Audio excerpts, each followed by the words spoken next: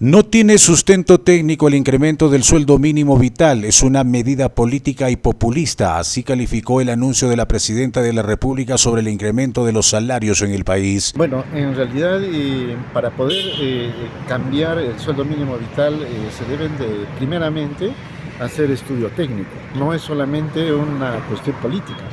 Y el estudio técnico refleja de que el incremento de los sueldos mínimos se deben de dar, sí es cierto, se deben dar, pero en una proporción de dos aspectos fundamentales. Uno de ellos es el índice inflacionario y el otro también es el tipo de cambio. ¿No está a la par en estos momentos, se podría decir? Definitivamente que incluso el tipo de cambio está en la tasa, no ha sido mucho, es estable. Y el índice inflacionario no supera el 10%. Y ahora lo que ha hecho el gobierno es generalmente incrementar en un 10% aproximadamente el sueldo mínimo. ¿Es una medida populista, podemos llamarla? En dos aspectos. Primeramente, que en realidad es necesario porque la capacidad adquisitiva de los trabajadores ha bajado bastante, entonces es necesario de que haya también esa facilidad. Pero también por el otro lado tenemos el componente empresarial.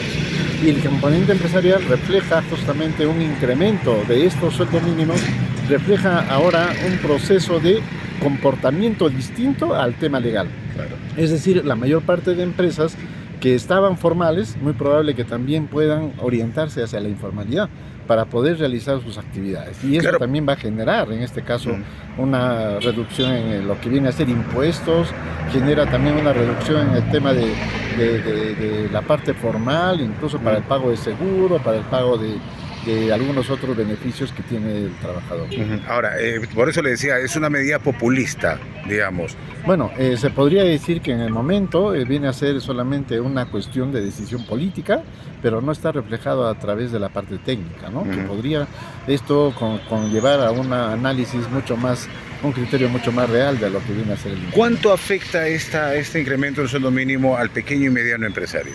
Bueno, en el sector empresario, como decía, el incremento va a generar justamente mayores gastos, una reducción en el tema de la formalidad y va a incluir en este caso la informalidad. En la informalidad sabemos nosotros que hasta el sueldo que pagan a los trabajadores está entre 500, 600 soles, ¿no? Y entonces eso va a generar justamente la informalidad y perjudicando en este caso al crecimiento de la economía formal especialmente, ¿no? Claro, sumado a ello de que muchos empresarios van a optar por despedir a sus empleados. En algunos casos, pero también en realidad solamente orientado hacia la pequeña empresa, porque la mediana y gran empresa, ellos no tienen sus sueldos a ese nivel, ¿no? Ellos tienen un sueldo mucho mayor que solamente viene a ser una tasa referencial para ellos, ¿no?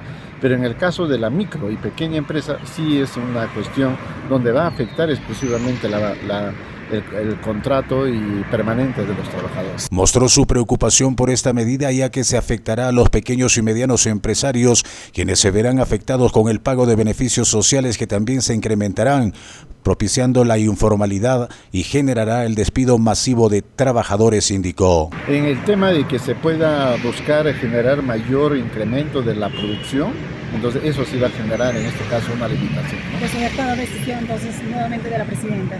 Bueno, sí, yo creo que la parte técnica debería de ir a la parte política, pero las decisiones que solamente se toman políticamente, a veces los resultados no son apropiados en el tema económico, ¿no? Son indicadores que al moverse un pequeño monto puede o beneficiar o puede perjudicar lo que viene a ser el crecimiento de la economía. ¿A qué punto hemos estado estable económicamente con la Presidenta hasta el momento? Económicamente se pensó que iba a ser quizá peor de lo que antes de salir a Pedro, pero ahora, ¿cómo se está viendo desde el plano económico? Bueno, en términos económicos, solamente el tema de la estabilidad monetaria, que es un indicador que puede dar una orientación hacia el tema de crecimiento, eso es quizás un aspecto positivo, pero todavía con este decrecimiento que tuvimos el año pasado, porque el año pasado no hubo en este caso un incremento de la producción, ha perjudicado, ahora que si tenemos un crecimiento de aproximadamente de 3 a 4%, que el día de mañana debe de concluirse,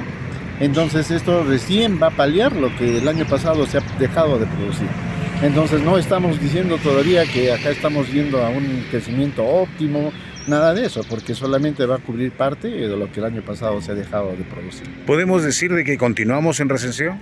Bueno, no, recesión ya no, porque ya tenemos un crecimiento, o sea, ya no Ligero, hay, pero estamos ligero, pero sí, lógicamente, comparado con el año pasado, generalmente va a cubrir lo que el año pasado se ha dejado de producir y solamente va a haber un pequeño incremento que no llega quizás más del 1.5%, dejando de lado lo que ya se ha dejado de producir el año 2023, ¿no? O sea, eso es en este caso. Esperamos que ahora, con estos nuevos proyectos en el tema portuario, con los proyectos que tiene el sector público, esperamos que esto se pueda revertir para poder crecer el 2025, que eso es lo que quiere, ¿no?